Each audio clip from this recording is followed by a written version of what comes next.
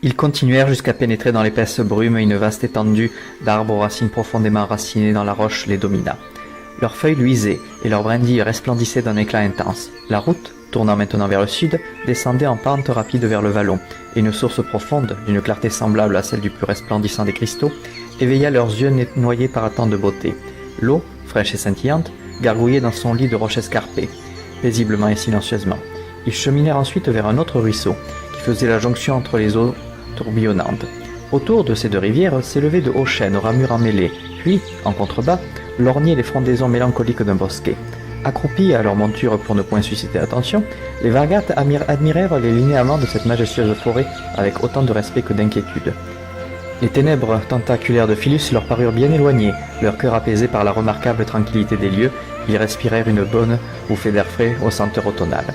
Draclam perçut cependant un murmure dans les ombres. En demandant à Inyala de stopper leur progression, il se saisit d'une corde pour attacher leur cheval à un tronc d'arbre, puis tendit l'oreille. Un bruissement lointain éveilla sa curiosité, et il attrapa le bras de sa sœur, empli de perplexité, vers un chemin sombre jusqu'à son extrémité d'où, surplombant une nouvelle vallée, ils aperçurent les immenses valandimes qui s'abreuvaient et baignaient dans l'écume des flots au sein d'une région verdoyante.